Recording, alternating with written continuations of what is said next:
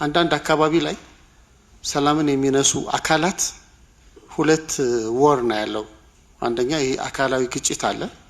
በአካላዊ ግጭት የተሰሩ የለሙ ህብረተሰቡ የሚጠቀምባቸው ህብረተሰብን ነገ ከነገ ወዲያ ተወዳዳሪ የሚያደርጉ ተቋማትን የማፍረስ የህብረተሰብን የመግደርደርና የመወዳደር አቅም ማዳከም የህብረተሰብን እንቅስቃሴ መግታት እንዳለ ይሆንና ከዛ ባለፈ ደግሞ ህብረተሰቡ የጠፉ ነገሮችን መንግስት እንዲመልስለት ወደ መንግስት ማመላከት የሁለተኛው የጦርነቱ ግጭት ፐርፐዝ እሱ ነው።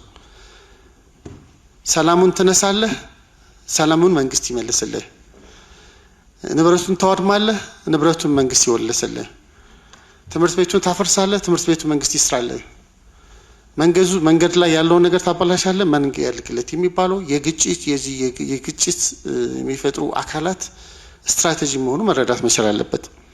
ስለዚህ ይሄ ምንም እንኳን አንድ መንግስት ሲቋቋም ለህብረተሰቡ ሰላምና ደህንነትን ማረጋገጥ ፋንዳሜንታል ሚናው ቢሆንም መንግስት ባሉት ኢንስትሩመንቶች ይሄን ለማድረግ እየሞከረ ነው ያለው። ይሄን ሲያደርግ ሁለት ስትራቴጂዎች እንዳሉ በግልጽ መገለጽ አለበት። አንደኛ መንግስት የሰላም አማራጮችን እድል በመስጠት ማለት ነው። ይሄን ስንል መንግስት የለውጥ መንግስት ከመጣ ጀምሮ ከመጀመሪያው የለውጥ መንግስቱ ኃላፊነት ከተረከበ ጀምሮ ለሰላም የተደረጉ ጥረቶች አንዳንዶቹ እንደውም ዋጋ አስከፍለዋል። ለምሳሌ ዛሬ በአንዳንድ ቦታ ላይ በሀገራችን ክፍል ላይ ሰላምን የሚያወኩ አካላት ያገኙት ስፔስ ለሰላም ሲባል በተሰጣቸው እድልን በሌላ መልኩ በመጠቀም የተፈጠሩ ናቸው። በሀገር ውስጥም በውጭም የነበሩ አካላት ያለምንም ቅድመ ሁኔታ በእስር ቤትም በተለያዩ ቦታ ያሉ አካላት ወደ ፖለቲካል ስፔሱ መጥተው እንዲጠቀሙ ክፍት ተደርጎ የተሰጠበት የሰላም እድል ነው። ከዛ በኋላም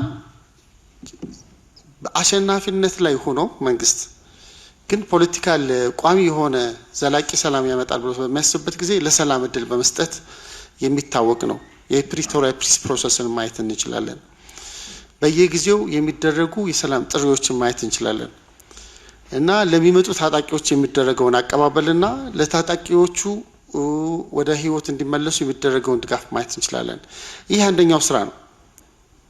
ሁለተኛው ስራ ደግሞ ህግ ማስከበር ነው። መንግስት ሀገር መንግስት እንዲጸና ህብረተሰብ ወጥቶ እንዲገባ ከህግና ከስርዓት ውጪ ኃይልን ወይም ፍላጎትን በኃይል አስፈጽማለሁ የሚለውን አካል በየትኛውም የዓለም መንግስት ሬድ ላይኑ ይሄን ህግን በማስከበር የሚመለሱ ጉዳዮች አሉ። ስለዚህ ሁለቱን ሚዛን አስጠብቆ መንግስት እየሄደ ያለበት ሁኔታ አለ። ስለዚህ በአካባቢያችን ለምሳሌ በአማራም በኦሮሚያም ያለውን ሁኔታ ስንመለከት በክልል መንግስታትም እየተደረጉ ያሉ ጥረቶች ነው። የመጀመሪያ ሳይታክቱ የሰላም እጅን መዘርጋት፣ ለሚመጡትን ደግሞ በፍቅር ከልብ በሚመነጭ ፍቅር ማቀፍና መቀበል። ሁለተኛ ደግሞ ከዚህ ያለፉትን ደግሞ የህብረተሰቡን ተሳታፊነትን በመጠቀም የህግ ማስከበር ስራዎችን መስራት